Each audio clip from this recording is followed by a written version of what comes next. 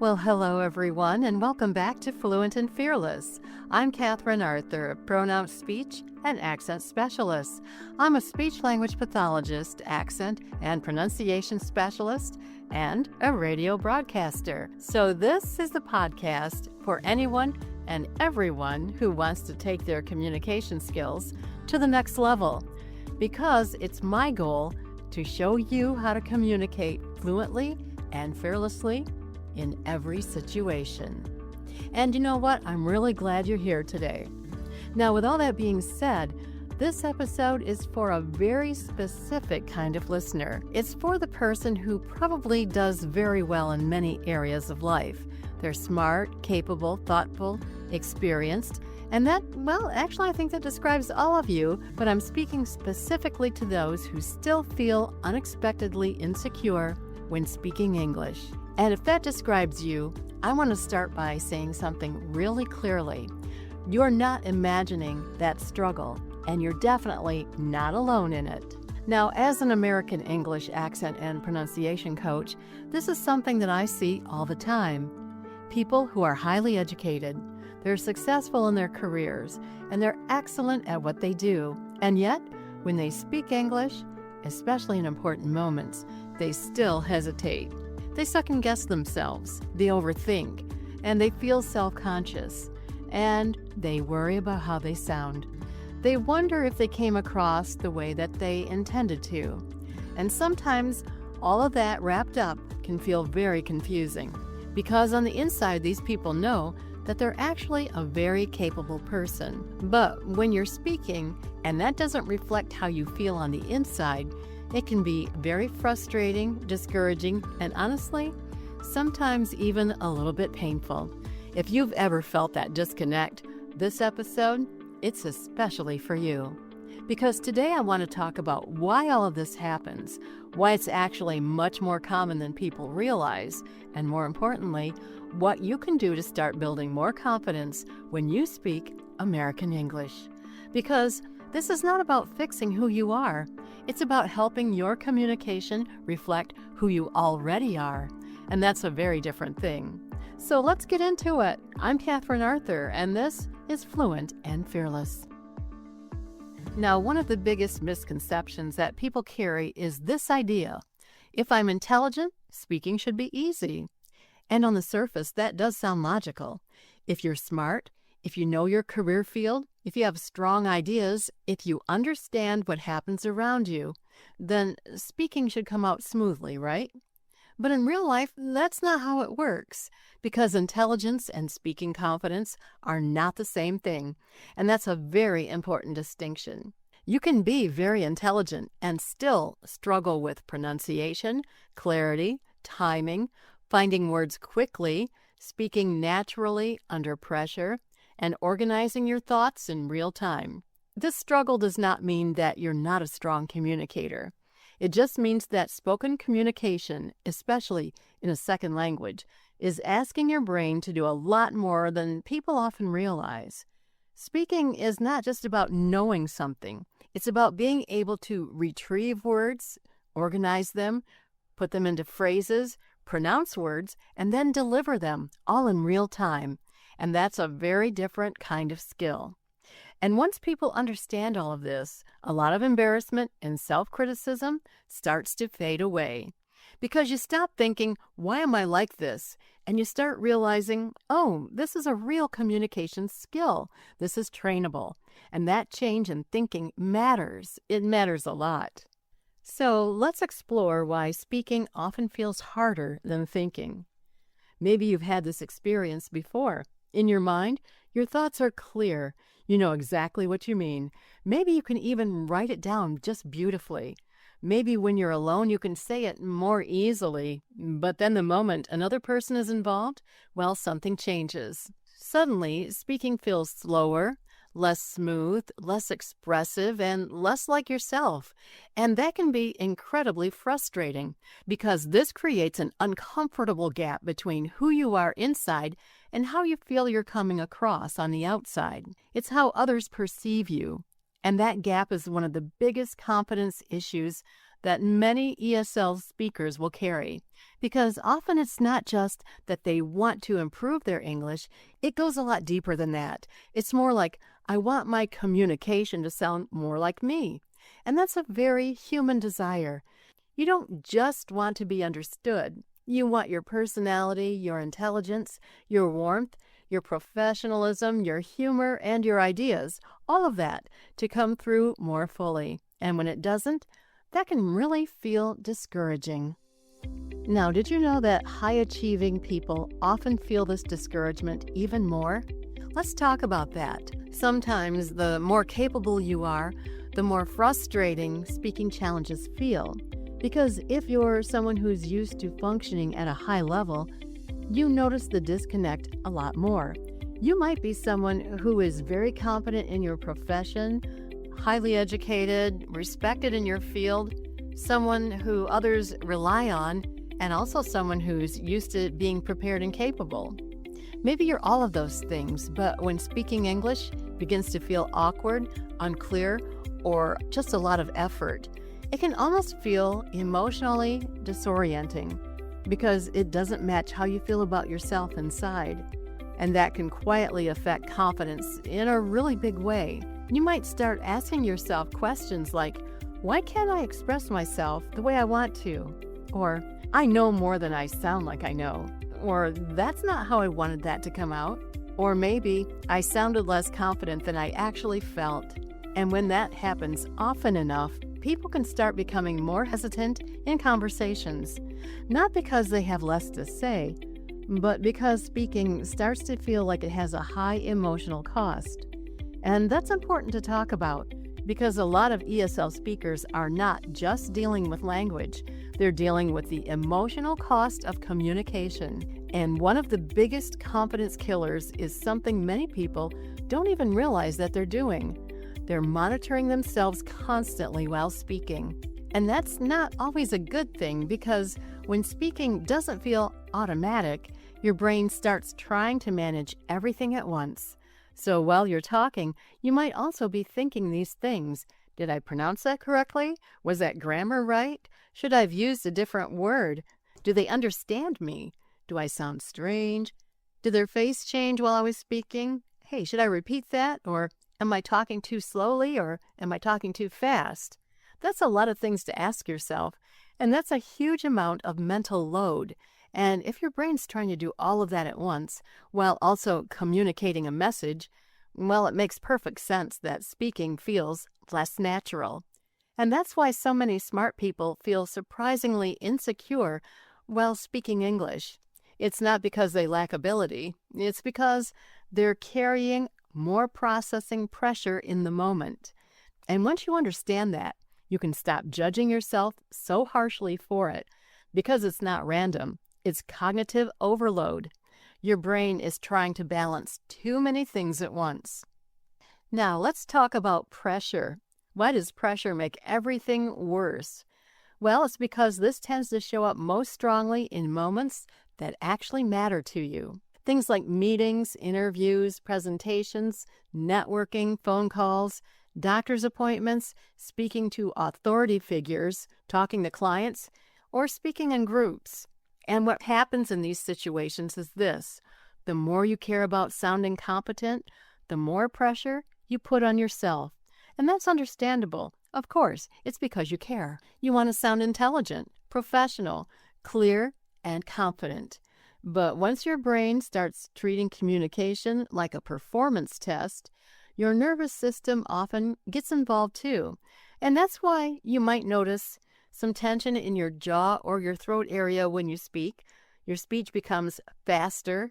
You might start rushing through your speech, blanking out on words, losing your train of thought, or sounding less natural than you usually do. So if you've ever thought, why do I sound worse when it matters most? This is often why.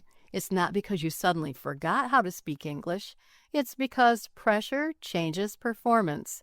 And that's true for almost everyone, not just people who speak English as a second language. So why do repeated misunderstandings affect confidence so deeply? This is something that people often underestimate. If you've had enough moments where someone will ask you to repeat yourself, or they misunderstood what you meant, or they look confused, they interrupted you, corrected you, or answered in a way that, well, didn't quite match what you were trying to say.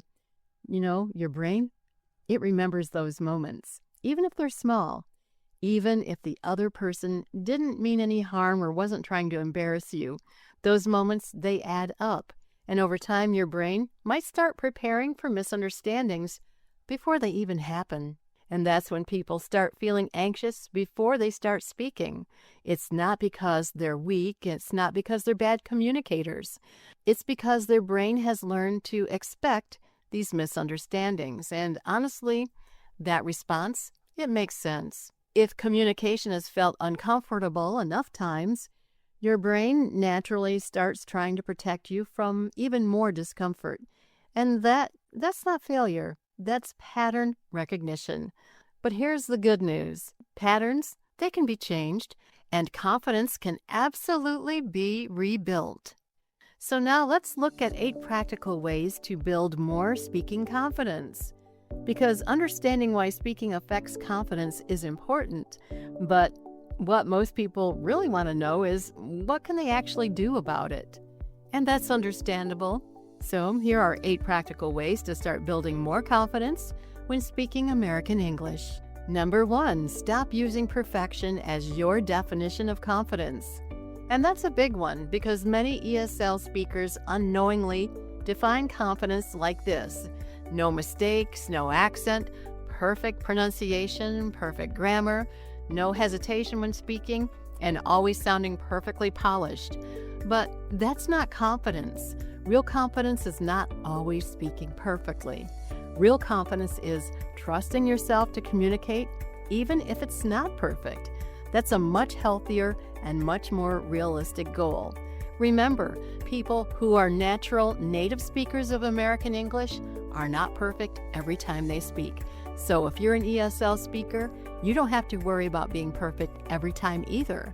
So after conversations, instead of asking yourself, did I sound perfect? Ask yourself, did I communicate my message? And that question changes everything. Tip number 2, practice situations that might make you nervous. A lot of people practice English in very general situations, but confidence usually grows faster when you practice specific situations that actually matter to your life. For example, introducing yourself professionally, answering questions like, tell me about yourself, practicing speaking in meetings or making small talk with coworkers, maybe asking for clarification or giving updates, practicing handling customer or client conversations, or practicing explaining your opinion about things. Now, why does this help? Well, it's because confidence is strongly tied to things that are familiar. Let me explain that. The more your brain experiences a situation and survives it successfully, the less threatening it begins to feel. So instead of asking yourself, how can I improve all of my English? A better question might be, which 3 speaking situations do I want to feel more confident in first? That makes your practice a lot more focused and much more effective. Here's strategy number 3. Do you speak too quickly? When people feel nervous, they often rush or they speak too fast.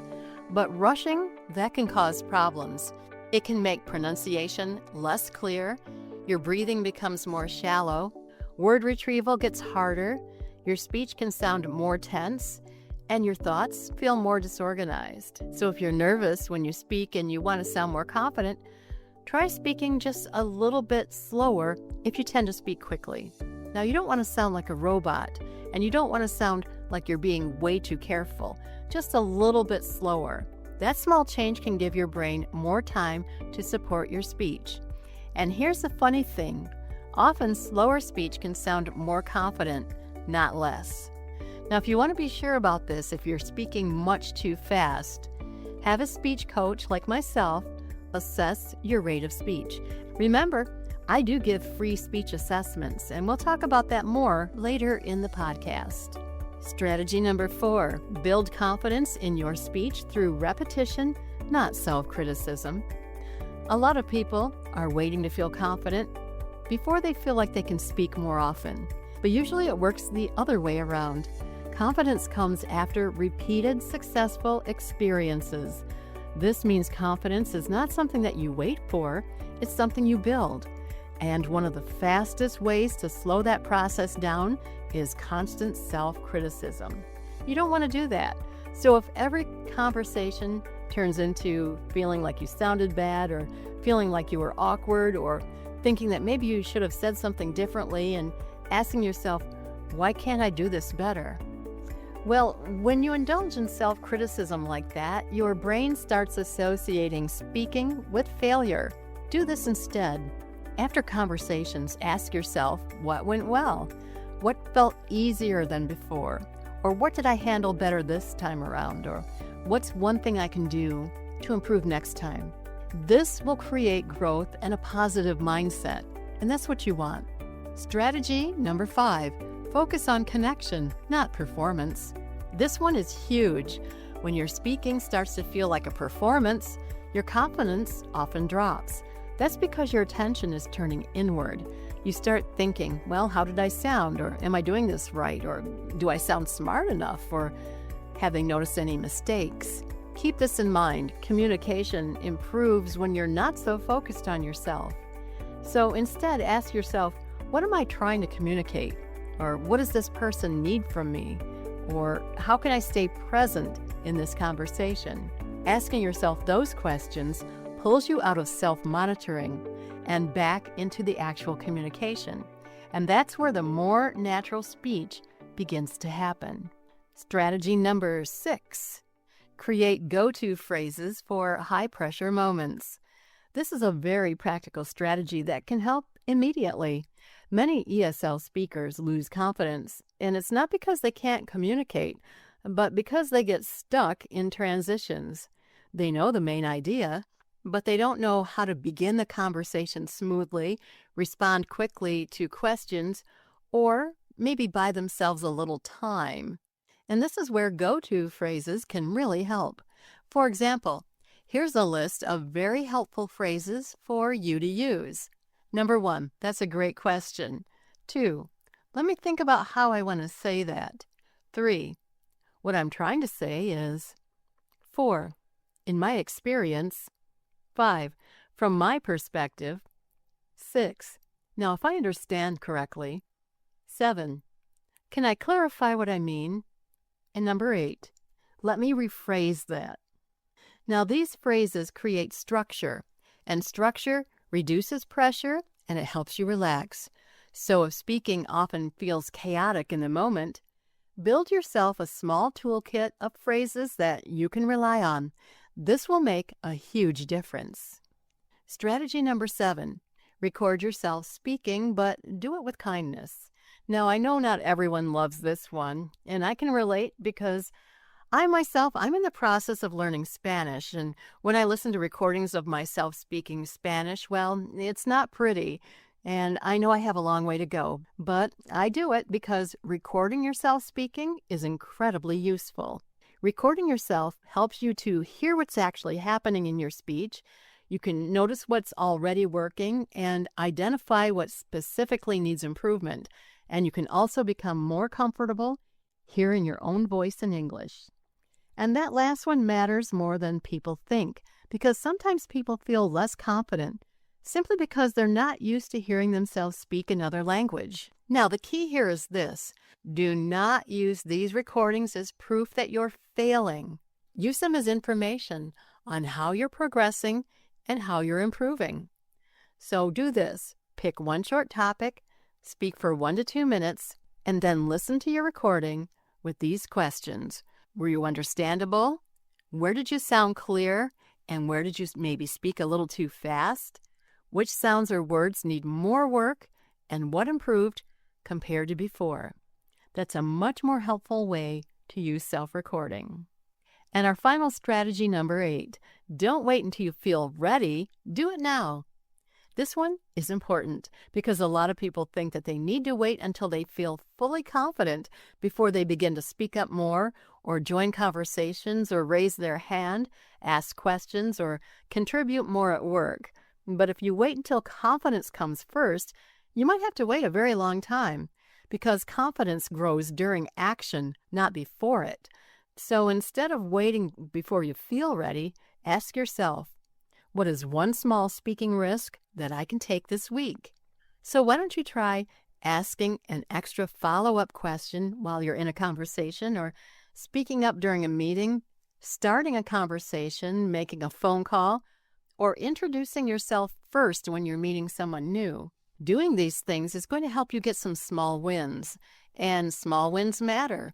And those small wins will help you build trust within yourself. That's how confidence grows. Now here's the truth about insecurity and capability. So if you take nothing else from this episode today, I want you to remember this. Feeling insecure when speaking English does not mean you're not capable. It doesn't mean you're not intelligent, and it doesn't mean you're not articulate. And it absolutely does not mean you have less to offer. It might simply mean that spoken communication is still requiring more effort than other people realize. And that's very different. And when you understand that, you stop internalizing the struggle with speaking so deeply inside yourself. Instead of thinking, something is wrong with me, you begin thinking, this is a skill set that I can make stronger. And that is a much more empowering place to start from. So if you're smart, accomplished, and capable, and you still feel insecure when you speak English, please hear me when I say this. There's nothing strange about that. There's nothing shameful about it either. Speaking confidence is not a direct reflection of your intelligence.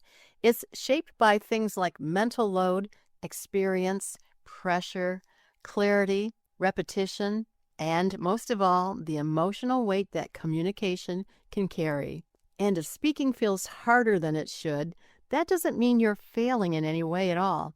It just simply means that your spoken English needs more support, more strategy, and more practice. And that's something that you can absolutely improve. And with that, this is Katherine Arthur of Pronounced Speech and Accent Specialists. Thank you so much for spending this time with me today on Fluent and Fearless. If this episode resonated with you, feel free to share it with anyone who speaks English and wants to communicate more clearly and more confidently. And here's a special message for you. If you speak English as a second language, you know that you've already accomplished something remarkable. You're working, collaborating, and building relationships in a language that isn't your first. But even highly skilled professionals sometimes feel that their spoken communication doesn't fully reflect their expertise. If that describes you, maybe people occasionally ask you to repeat yourself, or meetings move quickly and it's hard to jump in, or you just want your voice to sound as confident as you feel inside. Well, I have a free guide for you. It's called Speak with Confidence, and it's filled with tips to help you sound more natural and more professional when speaking American English. You can get your copy of this free PDF guide today. All you have to do is go to my website at pronouncespeech.com, pronouncespeech.com. Click the blue button near the top of the page, and the free guide will be on its way to you. It's that simple. Speak with Confidence, a guide for ESL professionals. Again, go to pronouncespeech.com, pronouncespeech.com. Click the blue button for the free Speak with Confidence guide. That blue button is right near the top of the page. And after you click that, you'll get your free guide on its way to you. And if you'd like to explore what accent modification can do for you, I do offer free assessments. Go to my website at pronouncespeech.com, and you can book your free assessment today. And it's a fun and conversational way to find out what accent modification can do for you. pronouncespeech.com. Now, everyone get out there, turn that spark of self-improvement into a flame and be the best you that you can possibly be. And be sure to connect with us on Instagram, YouTube, and Facebook at Pronounced Speech and Accent Specialists. I'm Katherine Arthur. Again, that's Katherine with a K in case you want to connect with me on LinkedIn. So look us up on social media and drop me a message, because I have so much fun talking to each and every single one of you, answering your questions and handing out free advice. Katherine Arthur here. Until next time, keep speaking, keep showing up, and keep reminding yourself that your voice deserves to be heard. Thanks again for listening, and I'll talk to you next time on Fluent and Fearless.